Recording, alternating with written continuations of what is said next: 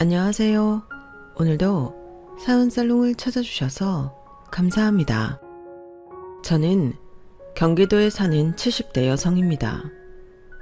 70여 년을 살면서 정말 많은 일이 있었는데요.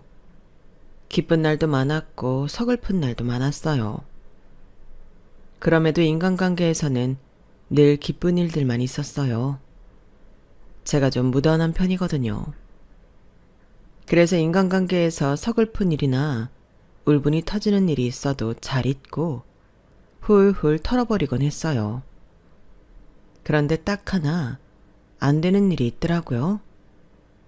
바로 시댁이라는 인간관계에서 일어나는 일이요. 아무래도 시댁이란 인간관계는 제가 끊고 싶다고 끊을 수 없으니 그때만큼은 저도 응어리를 남겨놓더라고요. 그러다 결국 몇 달 전 그 연결고리를 끊어냈어요. 그 연결고리가 누구냐고요? 바로 제 동서입니다. 맞아요. 몇 달 전 저는 동서를 버렸어요. 아주 가차없이요. 어떤 일이 있었는지 궁금하시죠? 한번 들어봐 주시겠어요? 몇 달 전 저희 가족에겐 큰일이 있었어요. 바로 제 칠순잔치요. 제가 어느덧 칠순이 되어버렸더라고요. 저는 그냥 넘어가도 된다고 했는데 제 딸 둘이서 칠순은 꼭 챙겨야 제가 오래 산다고 호텔을 예약해 파티를 준비했더라고요. 그 호텔은 남편의 동생, 그러니까 도련님의 호텔이었어요. 저희 딸이 작은 아버지 호텔이 가장 좋고 음식도 잘 나오니 거기서 해야 한다고 그랬거든요. 그래서 저희 딸이 도련님께 전화를 했는데 저희 도련님이 감사하게도 무료로 대관을 해줬어요. 그런데 저희 남편은 퇴역 군인 출신인데 저희 도련님은 한 호텔의 회장인 게 좀 의아하시죠? 이건 저희 부부가 결혼을 하기 전의 일인데요. 저희 남편은 둘째로 위에 누나가 하나 있고 아래에 남동생이 하나 있어요. 그리고 그중 누나가 23 나이에 시집을 갔는데 시댁이 크게 관광사업을 하는 회사였어요. 각종 여행 패키지 행사부터 시작해서 골프 여행도 크게 했고요. 전국의 리조트와 호텔이 몇 군데 있는 회사였죠. 그리고 저희 시댁은 일반 서민이었어요. 그래서 어떻게 만나 결혼하게 된 거냐 물으니까요. 그 회사 아들이 밑바닥부터 사업을 배운다고 여행 인솔자로 일했는데 그때 형님이 부모님을 모시고 패키지 여행을 가신 거예요. 저에겐 지금 시부모님이죠. 그렇게 인솔자와 손님으로 만났는데 그때 형님이 시부모님께 하는 모습이 너무 보기 좋았다네요. 그래서 그 모습에 반해 연락처를 물어 만나게 되었다고 해요. 저희 형님은 처음부터 남편 될 사람이 부유한 집안의 자식이라는 걸 알지 못했대요. 그냥 그 회사 직원인 줄 알았대요. 씀씀이가 좀 커서 회사에서 월급을 많이 주는가 보다 이렇게 생각했다네요. 그러다 상견례 자리에서 회장 아들이라는 것을 알았다고 해요. 그때 무척 놀라 손이 벌벌 떨렸대요. 그렇게 형님은 부잣집 며느리가 되었어요. 하지만 결혼 생활은 그리 길진 못했어요. 애초에 차이가 많이 났으니까요. 특히나 돈을 쓰는 부분에서 트러블이 많았대요. 형님은 살림을 남의 손에 맡기는 걸 싫어하시는데 남편은 자꾸 사람을 쓰라고 하고 그런 것들 말이에요. 남들이 들으면 복에 겨운 소리라고 할 거라고 형님은 웃으며 말씀하셨지만 저도 왠지 알 것 같았어요. 몸이 편하면 뭐해요? 마음이 불편한데. 아무튼 그런 차이를 극복하지 못하고 7년 만에 이혼하셨어요. 그때 양육권은 모두 남편이 가져갔고 양육권을 포기하는 조건으로 호텔 하나와 상가 몇 개를 받으셨어요. 그런데 시형님은 경영 쪽에는 자신이 없어서 배우신 적도 없고요. 그래서 대리인을 뽑아야 했는데 그때 경영학과를 졸업해서 취업할 준비를 하고 있던 도련님이 생각나더래요. 도련님이 대학을 장학금 받으면서 다니고 정말 좋은 성적으로 졸업했다고 하더라고요. 친한 교수님도 많으시고요. 그래서 도련님에 대해 물으니 도련님도 해보겠다고 했대요. 그래서 지금 한 호텔의 회장직을 맡고 있는 거죠. 그리고 저희 남편은 그때 당시 군인 부사관으로 재직 중이어서 논의 대상이 아니었어요. 그리고 저희 남편은 경영학은 전혀 모르고요. 원래는 사관학교를 다니고 싶어 했는데 좌절되고 군대에 입대해 말뚝박았거든요. 그래도 한 호텔의 회장이 될 수 있었는데 서운하지 않았냐고 언제 한번 물어본 적이 있어요. 그러니 어차피 자기가 있으면 망했을 거라고 허허 웃더라고요. 물론 이런 남편의 호탕함과 소탈함이 좋아서 결혼했지만 참 욕심 없는 사람이구나 싶기도 했어요. 그렇게 도련님의 도움으로 저는 호화로운 호텔에서 칠순잔치를 했어요. 두 딸이 아주 정성껏 준비했더라고요. 엄청나게 큰 케이크에 화려한 촛불 장식, 꽃다발, 돈다발, 정말 기가 막히게 준비했더라고요. 거기다 제 한복은 얼마나 고왔게요. 다 늙어서 연분홍 치마를 입으려니 낯뜨거웠지만 참 고마웠어요. 그래도 걱정이 되어 얼마나 들었냐고 딸들에게 물으니까 신경 쓰지 말라고 하대요. 그리고 오래오래 자기 옆에 있어달라고 울먹이길래 저는 너희들을 낳길 잘했다고 말하며 딸들을 한 번씩 안아주었어요. 그리고 잔치가 시작되었고 저의 칠순을 축하해 주시는 사람들 속에서 저는 너무 행복했어요. 부끄럽다며 소주 한 잔을 마시고 축하 모델을 하는 사위의 모습도 고마웠고요. 생전 사위들이 춤추고 노래 부르는 건 처음 봤네요. 그리고 손자 손녀들의 노래도 처음 들었고요. 참 어린애들이 옛날 노래도 잘 부르대요. 그리고 가장 마지막으로 저희 남편이 축사를 했어요. 저희 남편이 군인이었지만 무척 자상하고 다정한 사람인데 어느 정도냐면 여전히 저를 곱다고 해주고 밥 달라고 삼식이처럼 굴지도 않거든요. 그리고 늙으니 안 하던 집안 살림도 돕더라고요. 그래서 이제 한없이 애틋한 부부 사이가 되었는데 이렇게 축사를 들으니 눈물이 나더라고요. 그래서 소매자락으로 눈물을 훔쳤어요. 그리고 식사 시간이 되었어요. 코스로 나오는 음식들을 보니 도련님이 좀 더 신경 쓰라고 직원에게 말한 것 같더라고요. 정말 음식이 맛있고 깔끔하고 정갈했어요. 요새 입맛이 자꾸 없었는데 다 먹었네요. 그렇게 식사를 하고 있는데 어디서 또각또각 구두 소리가 들리더라고요. 앞을 보니 낮은 구두를 신고 동서가 걸어오더라고요.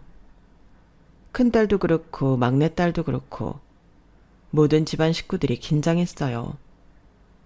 그리고 동서는 제일 안쪽에 있는 저에게까지 걸어왔어요. 형님, 오시면 오신다고 저한테 말씀을 하셔야죠. 직원이 아니었으면 모를 뻔했잖아요. 우리 형님이 벌써 칠순이야? 정말 세월이 야속하다, 그쵸? 그런데 옷은 너무 난잡하다. 좀 참한 걸로 입으시지. 그리고 요즘은 기초수급자도 호텔에서 파티를 다 하네요. 누구 덕분에? 동서의 말이 끝나고 한동안 정적이었어요. 저희 동서가 목소리가 기가 막히게 크거든요. 쩌렁쩌렁 울려서 연회장 밖까지 목소리가 들릴 것 같았어요. 그리고 동서의 말을 듣고 큰딸이 저와 동서 사이에 섰어요. 그리고 이렇게 말했어요. 작은엄마, 초대장 못 받으셨으면 여기 계시면 안 돼요. 초대도 안 받으셨는데 이렇게 와서 분위기 다 망치시면 어떡해요? 그리고 기초수급자라뇨. 저희 기초수급자 아니에요. 아버지가 고생하셔서 일한 대가로 연금 받으시는 거예요. 말은 똑바로 하셔야죠. 그래도 오셨으니 식사는 하고 가세요. 그러자 동서가 하하 등이 휘어지게 웃으면서 제 딸 뺨을 어루만졌어요. 그러면서 이렇게 말했죠. 참, 우리 지영이 많이 컸다. 작은 엄마한테 이렇다 저렇다 말도 하고. 근데 어쩌니? 여긴 우리 남편 호텔이고 식사를 하든 말든 그건 내 선택인데? 너희 집이야 이런 식사가 귀해서 어떻게든 먹으려고 하겠지만 난 아니야. 공짜로 준다고 해도 안 먹어. 그리고 난 좀 서운해. 나도 가족인데 왜 초대를 안 했어? 우리 남편한테만 말한 건 호텔만 공짜로 좀 얻어보려던 거야? 그리고 너희 부모님 월 250 정도 받으시니? 그 정도 받으면 기초생활수급자니 뭐니? 그리고 동서는 제 딸을 비껴 저에게 오더니 가방에서 돈봉투를 꺼냈어요. 아주 두툼한 돈봉투를요. 형님은 절 초대 안 하셨지만 제 마음이에요. 다음부터 이런 일 있으면 초대를 하세요. 그게 피차 보기 좋지 않나? 돌아가신 우리 시엄마한테도? 그때 조명에 비쳐 동서의 가방이 번쩍거렸어요. 제가 눈이 부시다는 듯이 눈을 가리자 동서가 이번에도 등이 휘어지도록 하하 웃으며 이렇게 말하더라고요. 아, 이거 1,000만 원짜리 가방이라 좀 번쩍번쩍해요. 눈이 부셨다면 죄송해요, 형님. 그리고 저희 남편이 화가 났는지 벌떡 일어났어요. 동서가 그제서야 저희 남편을 의식하고 살짝 뒷걸음질 치더라고요. 사실 그 세 남매 중에 제 남편이 가장 무섭고 칼 같거든요. 이미지만 봐도 그렇답니다. 시영님과 도련님은 유들유들한 분위기고 저희 남편은 누가 봐도 군인 이미지거든요.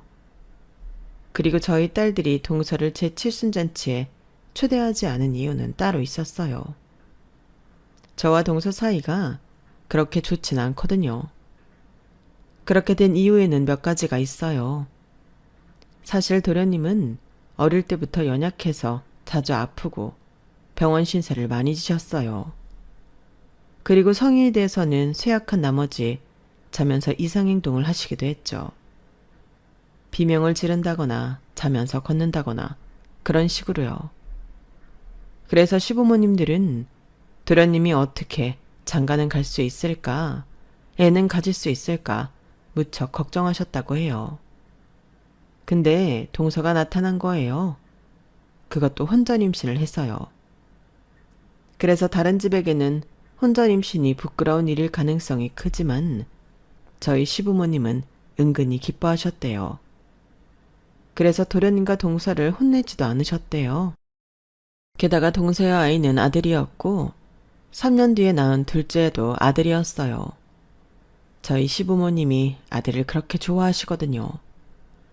그래서 시영님만 보면 저는 괜히 짠하고 그래요.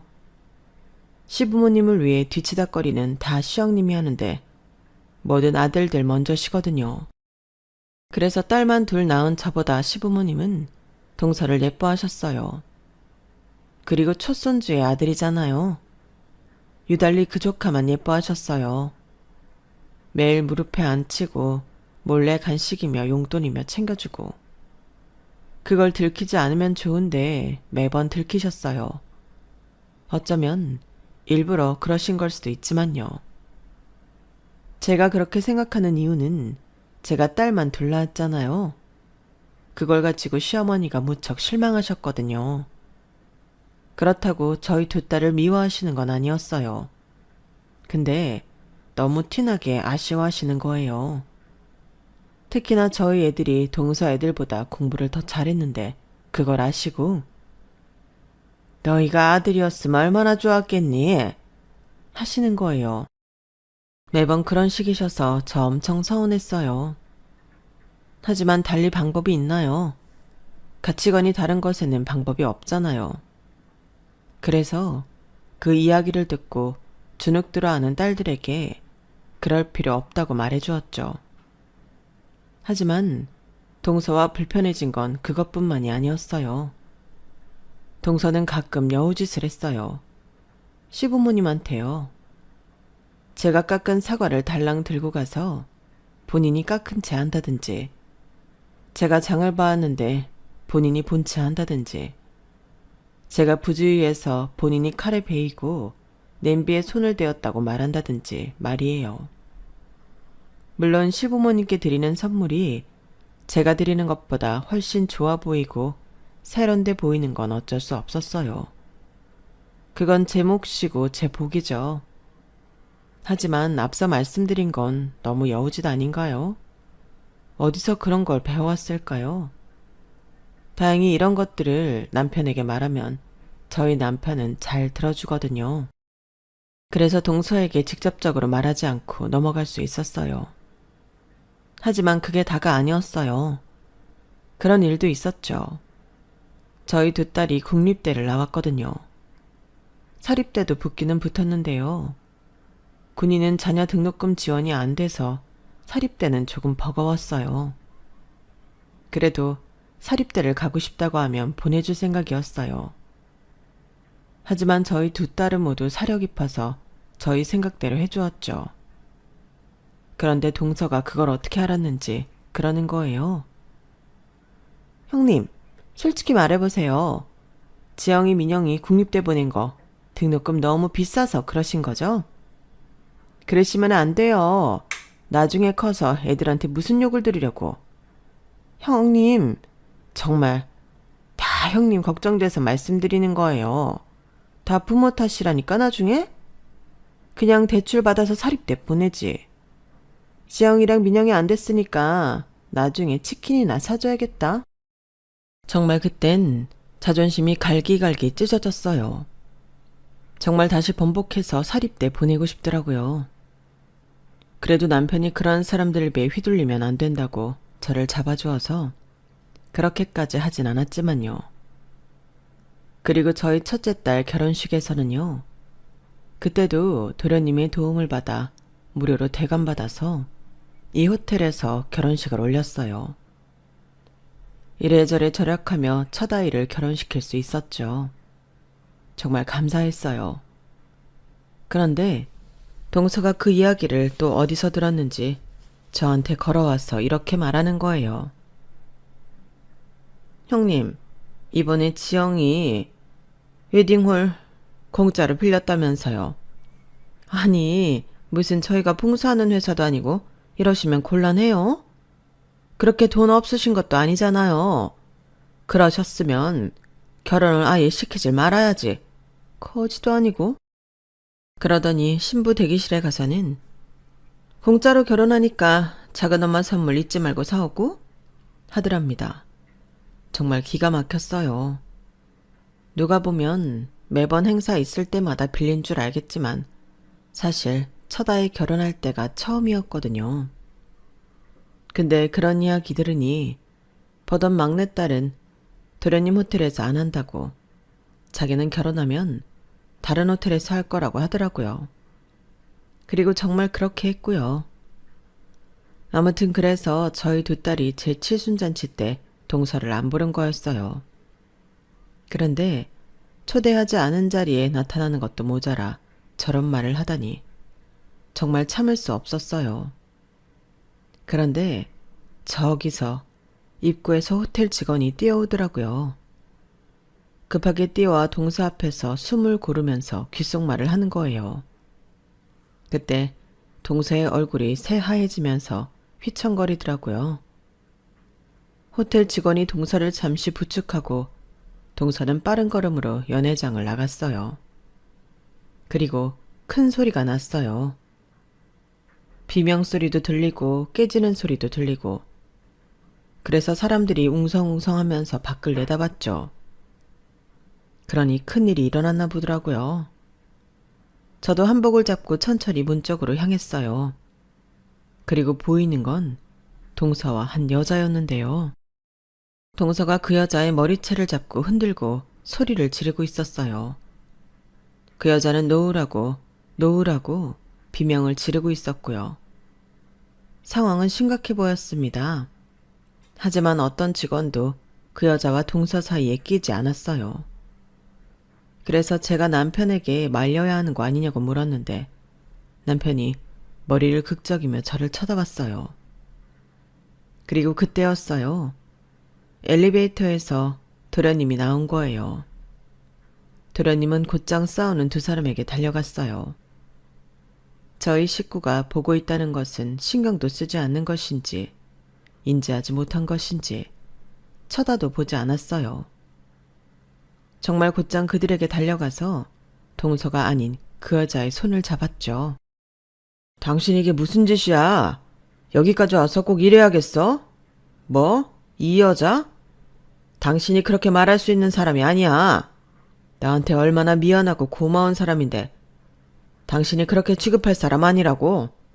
당신 지금 당장 사과해. 어서. 저는 도련님이 그렇게 화를 내는 것은 처음 봤어요. 정말 식구로 지내면서 처음 봤습니다. 도련님은 정말 온화한 사람이에요. 천성이 말이에요. 그건 유약한 자신의 체력에 비례한 거겠지만요. 아무튼 저희 남편도 도련님이 그렇게 화내는 걸 본 적이 없을 거예요. 그래서 놀라서 아무것도 못하고 쳐다만 보고 있었어요. 당신은 여기 와서 소리 지르고 깽판 칠 자격도 없는 사람이야. 알아? 그리고 내가 이 호텔에 발붙이지 말라고 했지. 왜 매번 그렇게 내 말을 어기고, 아니, 내 말을 받아들여주지 않는 거야. 빨리 돌아가. 그리고 빠른 시일 내에 서류 보내. 이혼 서류. 당장 보내라고. 이혼이라뇨. 저와 남편은 동시에 서로를 바라봤어요. 제가 아는, 또 남편이 아는 저 두 사람은 사이가 사랑스럽지도 않지만 그렇다고 냉랭하지도 않았거든요. 그러니까 말 그대로 눈에 띄는 문제가 없었거든요. 그런데 이혼이라뇨.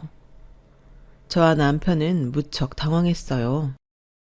그리고 도련님은 그 여자의 손을 잡고 로비를 지나 호텔을 빠져나갔어요. 그리고 대기하고 있던 차 뒷좌석에 나란히 타고 갔죠. 이게 무슨 일이죠? 저는 하나도 이해가 되지 않았어요. 그리고 어떻게 보면 도련님이 다른 여자가 있다는 건데. 그런데 어떻게 저렇게 당당하게 태도를 취할 수 있지? 이혼 이야기를 꺼낼 수 있지 싶었습니다. 맞잖아요. 결혼 생활 중에 다른 여자를 데려온 남자가 잘못한 거 아닌가요? 저는 정말 진실을 알고 싶었어요. 그리고 얼마 뒤 진실을 알 수 있었죠. 그런 일이 있고 나서 제 칠순잔치는 어정쩡하게 끝나버렸는데 아무래도 도련님이 마음이 쓰였나 봐요. 그래서 저희 식구들을 한 레스토랑으로 초대하셨죠. 처음엔 그런 일이 있고 나서이기 때문에 남편만 보내려고 했어요. 그런데 도련님이 그 사건을 콕 집어서 말했대요. 그런 일이 있어 잔치가 엉망이 되었을 텐데 제가 조금이라도 마음을 덜 수 있게 해달라고요. 모두 데리고 와주세요, 형님. 그래서 사위까지 포함한 저희 집 식구들은 도련님이 예약한 레스토랑에 다녀왔어요.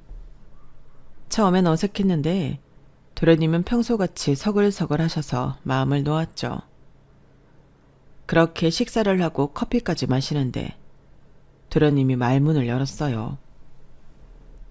형님, 형수님, 아무쪼록 죄송합니다. 형수님 칠순잔치인데 본의 아니게 행패를 부렸네요. 직원들한테 어떤 분위기로 끝났는지 대충 이야기 들었습니다. 정말 죄송합니다. 이런 식사로 사과를 드릴 수밖에 없는 게 다시 한번 정말 죄송합니다. 그리고 형님, 형수님, 보셔서 아시겠지만 대충 눈치채셨겠지만 저 애들 엄마와 이혼하려 합니다. 그때 보셨던 여자, 그 사람 때문만은 아닙니다. 제가 용기를 낼 수 있게 도와준 사람은 맞지만 정말 그게 다가 아닙니다. 아시잖아요. 제가 애들 엄마와 어떤 관계였는지. 최소한 저희가 제대로 된 부부 사이는 아니었지 않습니까? 차라리 싸우는 게 낫죠. 싸우는 게 속 편하죠. 싸우고 풀고 그게 정상적인 부부 관계죠. 저희는 싸우지도 않았어요. 싸운다는 건 쌍방이잖아요. 전 일방적으로. 그래도 애들 엄마 욕은 하지 않겠습니다. 형님, 형수님, 저 정말 그 사람이 필요합니다. 다시 만난 순간에 깨달았어요. 지금 잡지 않으면 제가 눈을 감을 얼마 안 남은 시간 동안 후회하면서 살 거라고요. 아니, 그 이후에도요. 죽어서도 후회할 거라고요. 그리고 그 사람 지금 많이 아픕니다. 당뇨예요. 하루에도 몇 번씩 저혈당이 와서 일상생활도 제대로 못합니다. 저 이제는 회장 자리 아들에게 물려주고 그 사람만을 위해 살고 싶어요. 형님, 제발 도와주세요. 그 사람이 순순히 서류에 도장 찍을 수 있게 도와주세요. 소송까진 가고 싶지 않아요. 애들 보기에 무슨 망신입니까? 도련님은 결국 애들 이야기를 하면서 울었어요. 그 모습을 보니 마음이 안타깝더라고요. 그런데 어쨌든 불륜은 불륜이라고 생각이 들어서 온전히 도련님을 응원할 수 없었어요. 제가 아무리 동서를 미워해도 말이에요. 같은 여자로서 충분히 그 마음이 이해가 됐거든요. 그런데 도련님이 이런 이야기를 전하더라고요. 40여 년 전, 그때 도련님은 경영학과에서 졸업 후 취업 준비를 하고 있었어요. 친한 교수님들이 많아서 알선을 해주셨는데 그래도 도련님은 제 힘으로 하고 싶었대요. 도련님은 어려서부터 몸이 허약해서 대부분의 것들을 다 주위의 도움을 받아야 했거든요. 자기를 뛰어넘어 보고 싶었대요. 하지만 겉보기에도 허약해 보이고 심지어 군대도 다녀오지 않은 도련님을 뽑아줄 회사가 없었죠. 그때 형님의 제안을 듣게 되었는데 도련님은 누나의 도움을 받는다는 것에 자존심이 상하면서도 자신이 경영해보고 싶었대요. 그래서 제안을 수락했답니다. 그리고 처음부터 체계를 다 바꿨대요. 그래서 1년, 2년 차 때는 자는 시간도 부족할 만큼 바빴다고 해요. 그러다 한번 여름이었는데 로비에서 쓰러진 거예요. 회장님이 쓰러지셨으니 다들 얼마나 놀랐겠어요. 그래서 아무것도 하지 못하고 있었는데 프런트에 있던 여직원이 하나 뛰쳐나와서 인공호흡과 심폐소생술을 했다고 해요. 그래서 골든타임을 지켜 응급실에 갈 수 있었고 도련님이 살 수 있었다고 해요. 도련님은 정말 생명의 은인이라고 생각했대요. 그래서 감사의 인사를 전하기 위해 그 직원을 수소문했대요. 그리고 찾아낸 생명의 은인에게 도련님은 포상휴가와 사례금을 지급했대요. 사실 이때까진 별 감정이 없었대요. 그런데 그날 이후로 직원들이 그 여직원을 따돌리고 폭언하는 일이 발생했다고 해요. 질투겠죠. 그 사실을 알고 도련님도 어떤 방안을 내려고 했는데 본인이 이러면 이럴수록 직원들의 괴롭힘은 더 심해질 거라고 생각했대요. 그래서 안 보는 척 지켜만 보고 있는데 어느 날 벤치에서 그 직원이 울고 있는 걸 발견했대요. 그래서 옆에 살짝 앉아 손수건을 건네니 그 직원이 도련님을 확인하고 놀라서 일어나 가려고 했대요. 그래서 도련님이 그 직원을 잡아 미안하다고 했다더군요. 그런데 그 직원이 울음을 멈추고 말하더래요. 회장님이 죄송하실 건 없습니다. 살아주셔서 감사해요. 그때 잘못되셨다면 전 더 괴로웠을 거예요. 그 말에 도련님은 충격을 받았대요. 그리고 마음이 움직였대요. 도련님은 그 직원을 좋아하게 되었다고요. 하지만 선천적으로 몸이 약해 언제 한번 누구를 마음 놓고 좋아해 본 적이 없는 도련님이라 마음을 어떻게 전해야 할지 알 수 없었대요. 그래서 대뜸 결혼하자고 했다더군요. 그런데 여직원이 당황하지 않고 이렇게 말하더래요. 만나보자는 말이죠? 그 말에 도련님은 2차 충격을 받으셨대요. 너무 산뜻한 고백 승낙이었다고 도련님은 그때를 회상하면서 웃더라고요. 그때 도련님의 표정은 정말 소년 같았어요. 사랑을 시작한 소년 말이에요. 그리고 이들은 몰래 연애를 했대요. 주로 호텔에서 했대요. 프라이빗 룸에서 식사를 하고 커피를 마시고 수많은 대화를 했대요. 가장 처음에 한 이야기는 서로의 약점에 대해서래요. 도련님은 선천적으로 아픈 것, 여직원은 부모로부터의 결핍이 있다고 말했대요. 알고 보니 여직원은 태어나 얼마 되지 않아 부모가 외할머니에게 자기를 버리고 도망갔다더라고요. 그리고 이유를 생사도 모른다고요. 그래서 평생 할머니와 살았고 그 당시에도 살면서 할머니가 자신을 사랑한다는 생각엔 변함이 없었다고요. 그래서 할머니의 애정에 대한 결핍은 없었지만 그건 부모로부터 받은 사랑과는 다른 거지 않냐며 자기는 그걸 전혀 모른다는 말을 했대요. 아들아들하는 집안에서 자란 도련님은 부모로부터 사랑을 충분히 받고 자랐죠. 그래서 그 이야기를 들으며 도련님은 여직원이 안쓰럽고 불쌍하기도 했지만 반면에 자기는 그런 사랑을 받은 적이 없으니 돌려줄 수 있다고 생각했다고 하더군요. 반드시 아버지와 같은 연인이 되겠다고 다짐했대요. 그리고 여직원은 평생 옥탑방에서 살았대요. 옥탑 월세방이요. 그런데 그 이야기를 여직원이 왜 했냐면 자기는 하늘과 가깝게 살았다는 거예요. 밤에 평상에 대자로 뻗어 누워서 하늘을 보면 얼마나 시원한지 아냐고 그러더래요. 도련님은 내가 자기보다 가진 게 더 많은데 하늘도 가까우려면 내가 더 가까울 수도 있는데 저런 이야기를 하는 게 천진난만하다고 생각하면서 도련님이 더 넓은 세상이 되고 싶었대요. 더 많은 것을 여직원에게 보여주고 싶었대요.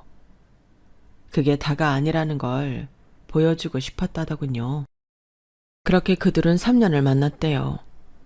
누구에게도 들키지 않았고요. 그리고 도련님이 처음으로 집에 그 여직원을 데리고 갔죠. 도련님은 별 문제가 없을 거라고 생각했다더군요. 아무 탈 없이 결혼할 수 있을 줄 알았대요. 지금 비록 자신은 호텔 회장님이지만 자기 부모님은 지극히 평범한 평민으로 여직원과 같은 위치라고 생각한 거예요. 하지만 들어가자마자 여직원이 채 앉기도 전에 시부모님이 이렇게 물으셨대요. 부모님께서 뭐 하시나? 연봉은 어떻게 되나? 집은 자가인가? 차는 있어? 목돈은 얼마나 있나? 계속 이어지는 질문 공세에 여직원은 진땀을 흘렸대요. 겨우 앉아서 질문에 꼬박꼬박 대답을 하고 결국 숟가락도 못 들어보고 집에서 나왔대요. 다시 돌아온 도련님이 시부모님께 이렇게 말했죠. 사람 앉지도 못하게 하시고 그런 말씀이 뭐예요? 부모님 뭐 하시냐? 돈은 얼마나 버냐? 집, 차, 목돈은 왜 물어보신 거예요? 대체 왜 그러신 거예요? 당연히 물어봐야 할 것들이야. 사람이 수준이 있지. 아까 외할머니랑 산다고 했니? 아무리 경우가 없어서야. 적어도 부모 있는 애를 만나야지. 가정교육이 엉망인 애를. 그리고 결혼은 봉사가 아니야. 현실이야 현실. 더 불릴 생각을 해야지. 나누려고 하면 어쩌니? 그렇죠. 저희 시부모님은 도련님의 생각대로 되지 않았죠. 저희 시부모님 아들이 호텔 회장이 되고 딸이 건물주가 되어버리니 쓰시는 돈부터가 달라졌었죠. 아니 더 정확히 말하면 딸이 부잣집으로 시집을 간 이후부터 달라졌어요. 저희 시부모님은 생전에 꽤나 사치스러우셨어요. 음식을 시킬 때도 배를 시켜서 모조리 남기셨죠. 옷도 있는데 또 사셨어요. 그것도 고급 브랜드로요. 여행도 참 많이 다니셨죠. 그래서 처음엔 시영님이 이혼하신다고 할 때 두 팔 뻗어 반대하셨어요. 남편 말을 들어보면 네가 뭐라고 이혼을 하냐 하시며 시영님을 혼내신 적도 있다고 해요. 그런 시부모님이 가난한 외할머니 밑에서 큰 여직원을 마음에 들어 하셨을 리 없죠. 하지만 그런데도 도련님이 여직원과 헤어지지 않아 시부모님은 호텔까지 찾아와 여직원을 따로 불러 한 소리 하시고 가셨대요. 그러다 직원들의 따돌림도 버틴 여직원이 결국엔 백기를 들었대요. 도련님에게 사표를 내고 사라졌다고요. 그래서 도련님이 시름시름 알아갔다더군요. 시부모님은 걱정하시면서 도련님에게 선자리를 주선하셨다고요. 도련님은 이를 악물고 절대 나가지 않았답니다. 그러다 호텔에서 크게 클레임이 걸려오는 사건이 발생했답니다. 누가 스위트룸으로 예약을 했는데 디럭스룸으로 배정되었고 남은 스위트룸이 없는 사건이었어요. 손님 측에선 업그레이드를 시켜 방을 달라고 요구했는데 규정상 그게 어려워서 직원들이 난감해하고 있었어요. 결국 도련님이 내려왔어요. 라운지는 난리도 아니었죠. 고래고래 소리를 지르는 손님, 어영부영 움직이는 직원들. 도련님은 현기증이 날 것 같았대요. 손님, 죄송합니다. 저희 직원이 신속한 처리를 해드리지 못했네요. 자, 손님께 프라이빗 룸 제공해주세요. 제가 쓰는 프라이빗 룸으로 제공해주세요. 그럼 좋은 시간 되십시오. 도련님은 그때 이미 프라이빗 룸에 대한 미련이 없으셨대요. 그래서 앞으로 이런 일이 생기면 프라이빗 룸을 배정해 주어라. 회장실로 들어와 공지를 내렸답니다. 그런데 퇴근을 하려고 보니 손님이 라운지에 앉아 있는 거예요. 모른 척 할 수 없어 좋은 시간 보내고 있냐고 물었더니 좋은 시간? 좋은 시간은 무슨 좋은 시간이요? 저 여기 휴가 온 건데 초장부터 분위기 다 망했는걸요. 어떻게 보상하실 거예요? 하더래요. 도련님은 그 의중이 무엇인지 바로 알아차렸대요. 그래서 그 손님과 하루를 보냈는데 석 달 뒤 모르는 번호로 연락이 왔대요. 아이가 생겼다고요. 도련님은 잘못 온 문자겠거니 생각하려 했는데 기분이 쎄해 전화를 걸어보니 그 여자가 맞더래요. 여자를 찾아가니 임신 테스트기를 내보였고 정확한 두질이었대요. 도련님은 이 여자가 어떤 여자인지도 모르면서 계속되는 시부모님의 선짜리 압박에서 벗어날 수 있는 유일한 방법이라고 생각했다더군요. 그리고 솔직히 실연의 아픔으로 될 대로 되라는 심정도 있었고요. 그래서 그 여자와 결혼을 했고 아이를 낳았죠. 시부모님도 동서가 평범한 집안에 유학을 보낼 정도의 집안이라는 걸 알고 반대하려 했지만 아이가 있다는데 어떡하겠어요. 그렇게 10년, 20년, 30년을 살았대요. 도련님은 결혼 생활 내내 의지가 없었고요. 될 대로 되라는 심장이 컸고 결혼이란 걸 도련님 삶에 큰 비중이 되는 사건으로 다루지 않았답니다. 그런데 반년 전 도련님이 감기에 걸려 병원에 갔는데 익숙한 향기가 나더래요. 뒤돌아서 보니 그때 그 여직원이었대요. 이제 여직원이 아니니 앞으로 미정씨라고 부르면 되냐고. 그렇게 30년 만에 미정씨와 재회한 거예요. 근데 초췌했대요. 그때 맑고 이슬 같던 미정씨가 아니더래요. 오랜만이야. 어디 아파서 온 거야? 얼굴이 좀 안 좋네. 도련님이 그렇게 묻자 미정씨는 어색하게 웃으며 당뇨라고 하더래요. 당뇨가 좀 심해서 매주 병원에 온다고. 그때 도련님 본인은 그저 감기 때문에 왔다는 말을 하기가 미안했대요. 그 정도로 얼굴이 안 좋았대요. 그렇게 재회한 둘은 가끔 만나 밥을 먹고 커피도 마셨대요. 함께 했던 지나간 일들도 이야기하고 서로 없이 지냈던 시간도 이야기하고요. 그러다 한번 미정씨가 저혈당이 왔는데 손을 벌벌 떨면서 가방에 있는 사탕 하나를 집어먹는데 도련님은 눈물이 날 뻔했다고 해요. 그리고 그 순간 도련님의 마음이 울렁울렁하고 떠오른 거예요. 30여 년 전 주변에 의해 무시되고 억눌려왔던 마음 말이에요. 그 순간 딱 하나의 생각밖에 들지 않았어요. 이 사람 곁에 있어야 한다. 지금 내 모든 걸 내려놓고 이 사람에게 가야 한다. 가야 한다면 지금뿐이다. 이보다 더 늦을 순 없다. 매번 서글서글 하시던 도련님이 울먹이면서 말하니 저도 마음이 좋지 않았어요. 하지만 그렇다고 불륜을 옹호할 수는 없었죠. 그리고 며칠 뒤에 동서가 찾아왔어요. 동서가 찾아와서 도련님 좀 말려달라는 거예요. 형님, 애들 아빠 좀 말려주세요. 저 이렇게 헤어질 순 없어요. 아직 아들 둘 장가도 못 갔는데 안 그래요? 아무리 헤어져도 이렇게는 아니잖아요. 전 어떻게 살라고요? 전 외롭게 혼자 살다 가라고요?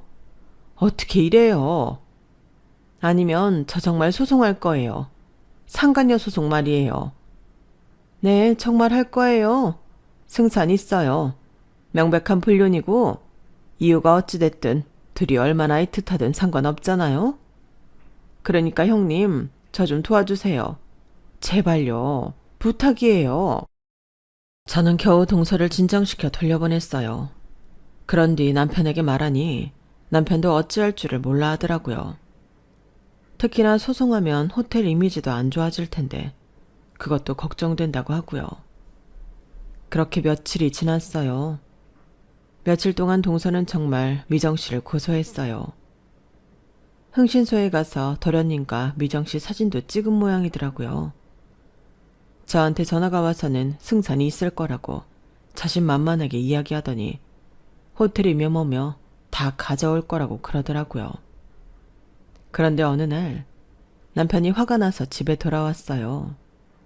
무슨 일이냐고 물었는데 남편이 다 속았다는 거예요.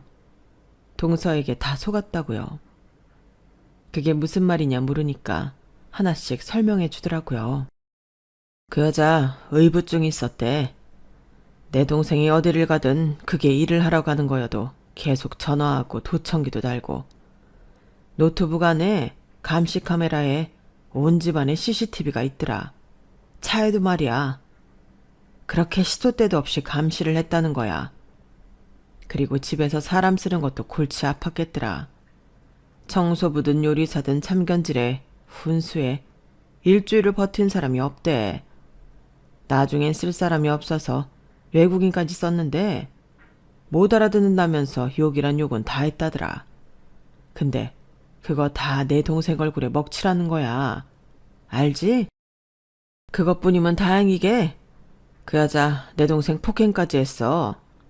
지팡이로 사정없이 두들기는 걸 내 두 눈으로 봤다고. 이건 합당한 이혼 사유야. 내 동생이 여지껏 참고 있던 것뿐이지. 불륜? 불륜 좋아하시네. 누구여도 그 여자 앞에서 못 버텨. 내 동생이니까 지금껏 버틴 거지. 탐욕스러운 할망구 같은 이라고. 남편은 처음으로 제 앞에서 불같이 화를 냈어요. 그렇게 화를 내는 모습을 본 적이 없어서 무척 놀라고 당황했는데 남편이 한 말이 저를 더 당황스럽게 했죠. 의부증에 잘못된 권위의식, 게다가 폭행이라뇨. 정말 믿을 수가 없었어요. 하지만 비로소 저는 어느 명절에 도련님 팔에 멍이 든 걸 본 기억이 났어요. 그때 제가 이게 뭐냐고 물으니 도련님은 허허 사람 좋게 웃으며 별거 아니라고 하고 감췄었죠. 저는 그 상처도 동서에 의해 생긴 게 아닐까 하는 생각이 이제서 들었어요. 그러니 점차 남편의 말에 믿음이 갔죠. 그리고 남편의 누나, 시형님 생각이 났어요. 도련님에게 호텔 경영을 맡기신 시형님 말이에요. 시형님이 결혼을 하시고 눈에 넣어도 안 아플 귀한 아들, 딸에 대한 양육권을 포기하셨다는 말씀은 드렸죠. 그뿐만 아니라 시형님은 자신이 낳은 아들, 딸을 만날 수조차 없었어요. 호텔이며 몇 채의 건물을 위자료로 받았지만 사실 엄마의 마음으로 이제 더 이상 아이를 볼 수 없는데 무슨 소용이 있겠어요. 형님은 그래서 그런지 재혼도 안 하시고 재혼은커녕 사람도 잘 안 만나셨어요. 일도 안 하셨고요. 그저 건물 세만 받고 살고 계셨죠. 그러던 형님은 나이가 드셔서 치매 판정을 받았어요. 어느 날 남편에게 경찰에 연락이 온 거예요. 형님이 집을 못 찾으신다고요. 그래서 서둘러 가보니 추리한 옷을 입고 멍한 표정으로 경찰서에 앉아 계셨죠. 그때 저희는 자주 찾아뵙지 못한 게 참 죄송스러웠어요. 괜히 저희가 시영님을 방치한 것 같았죠. 하지만 저희 집에 모실 수도 없었고 그렇다고 도련님 댁에서 모실 수도 없었어요. 그래서 급히 요양원으로 모셨죠. 그게 10년 전의 일이에요. 그런데 제가 이제 와서 이상하게 여긴 건 바로 이거예요. 대부분 요양원에서 환자에게 필요한 약들을 처방받아 약국의 제조를 맡긴 뒤에 배송을 받잖아요. 근데 동서가 그걸 어떻게 믿냐면서 자기가 잘 아는 주치의한테 처방받아 자기가 잘 아는 약국에서 조제받아 오겠다는 거예요. 맨 처음엔 동서가 시영님을 생각해서 그러는구나. 그리고 누구 하나라도 자주 찾아뵈면 좋지라는 생각에 그렇게 하라고 두었어요. 그러길 10년. 이제 와서 동서의 그 행동이 이상하다고 여겨지는 건 왜일까요? 일단 사랑은 아니라잖아요. 남편에게 들은 동서의 행동과 소송 직장 전화로 재산을 모조리 가져오겠다던 동서의 말만 들어도 사랑은 아니잖아요. 사랑이 아니면 동서가 도련님과 결혼한 이유는 돈 말고 뭐가 있겠어요? 그리고 시영님이 호텔의 경영권을 도련님에게 준 거지 호텔 자체를 준 건 아니었어요. 호텔 회장이라고 해서 결혼했는데 알고 보니 경영권만 가지고 있다는 걸 알고 동서가 얼마나 불안했겠어요. 그것도 시영님이 버젓이 살아계신데요. 저는 그런 생각이 들었어요. 그러다 동서가 형님이 치매에 걸리셨다는 걸 알고 그것을 기회로 잡았다고요. 형님이 빨리 돌아가시면 돌아가실수록 자연히 회장인 도련님이나 차기 회장인 도련님 아들에게 호텔이 승계될 테지 않겠어요? 그럼 그 단물을 동서가 홀라당 빨아먹을 생각이겠죠. 게다가 저는 시영님의 상태가 점점 안 좋아진다는 걸 알고 있었어요. 하지만 그게 자연스러운 치매의 증상이라고 생각했어요. 사실 제가 동서를 미워하긴 해도 그렇게 못된 사람일 거란 생각은 못했지 않겠어요? 그래서 자연스러운 현상이겠거니 생각했는데 오늘이 되어보니 생각이 달라졌어요. 분명 동서가 무슨 수를 써서 시영님이 급속도로 악화된 거라는 생각이 들었어요. 그래서 저는 큰딸에게 전화를 해서 동서가 다니는 병원과 약국을 알아봐 달라고 했죠. 그러니 금방 전화가 다시 오더라고요. 동서는 수요일마다 병원과 약국에 가서 형님의 약을 처방받았더라고요. 그래서 수요일에 그 약국 앞에서 기다렸어요. 한 2시간 기다렸나? 동서가 나오더라고요. 그리고 저희 얼굴을 보고 깜짝 놀라 뒤로 넘어지더라고요. 왜 넘어져? 무슨 잘못을 했길래? 제가 그렇게 말하며 손을 뻗자 제 손을 무시하고 일어나더니 세상 도도하게 말하더라고요. 여긴 어쩐 일이세요? 제가 소송한다고 도와달라고 할 땐 쳐다도 안 보시더니? 생소할 것 같으니까 단물이라도 빨아드시라고? 설마. 동서, 그 약봉투 좀 줘봐. 어디 한번 보게. 내가 혹시 몰라서 시영님 요양원 들어가기 전에 받은 약국 봉투 가져왔거든? 그거랑 한번 비교 좀 해보자고. 그러자 동서는 화들짝 놀라지도 않고 말했어요. 당연히 그 약하고는 다르죠. 10년이 지났는데요. 10년 동안 얼마나 시영님이 안 좋아지셨는데요. 그때랑 같을 수가 없죠. 그럼 오늘 요양원 가서 검진받고 처방 다시 내려달라고 하자. 얼마나 차이가 나는지 보게. 나는 이제 동서가 하는 거 다 못 믿겠거든. 그러니 박장대소를 하더라고요. 저를 못 믿으면 대체 어쩔 거냐고 하더라고요. 그래서 제가 고소할 거라고 하니까 고소할 거면 하래요.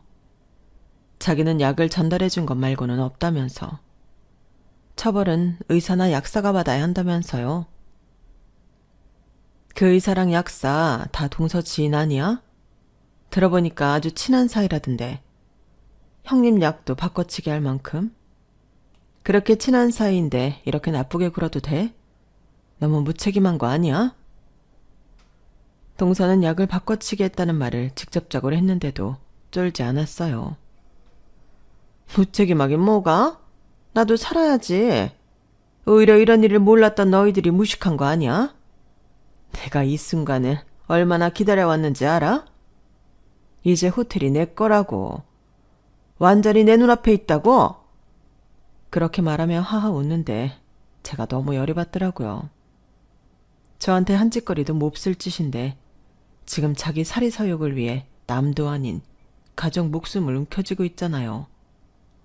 그래서 이렇게 말했어요.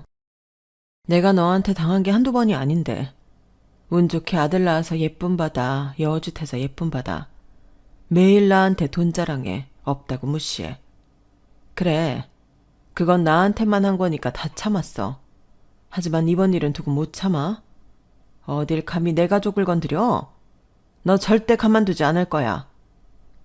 그럼 어떻게 할 건데? 고작 태역군인 집안 주제에 어떻게 할 건데? 나 그래도 아직 회장 와이프야. 사모님이야.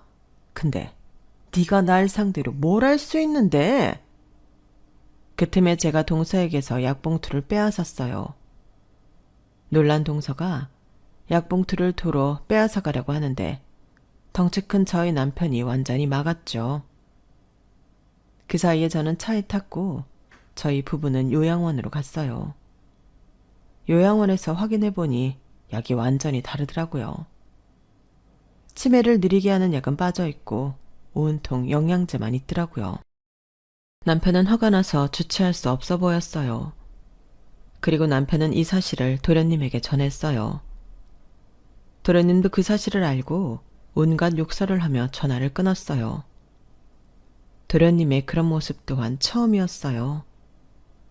그리고 저희 부부는 더 정확한 증거를 위해 동서가 들린 병원과 약국에 들러서 CCTV 기록을 달라고 협박했어요. 지금 주지 않으면 이 행위 고발하겠다면서요. 하지만 지금 주면 병원과 약국은 정말 참을 수 없지만 묵인하겠다고요. 서약서까지 쓰고 CCTV 기록을 받아왔어요. 그리고 그걸 모조리 도련님에게 드렸어요. 그리고 몇 번의 재판 끝에 판사는 도련님의 손을 들어주었어요. 도련님이 승소했어요. 난리도 아니었다고 하더라고요. 동서가 판결문을 듣고 소리를 지르고 물건을 던지고 결국 사람들에 의해 끌려갔답니다. 승소 후 도련님은 도련님의 바람대로 회장직에서 물러나고 미정씨와 함께 시골로 내려갔네요. 호텔은 도련님 큰아들이 물려받았어요. 그리고 아직 형님은 살아계시고요. 약은 요양원에 맡기면서 제가 자주 전화를 하고 있어요. 동서는 10원 한 장 받지 못하고 쫓겨났어요. 입던 옷, 신던 신발 모조리 뱉어내고 내쫓겼죠. 그리고 들은 바로는 친언니가 하는 꼼장어 가게에서 일을 한다고 하더라고요. 그래도 유학까지 갔다 온 여자인데 그 삶이 불쌍하다고도 저한테 저희 가족한테 한 걸 생각하면 꼴 좋다 싶네요. 그리고 저는 방금 그 꼼장어 가게에 다녀왔어요. 거기 가서 꼼장어를 혼자 3인분 시켜서 동서가 구워주는 꼼장어를 한 입 먹었어요.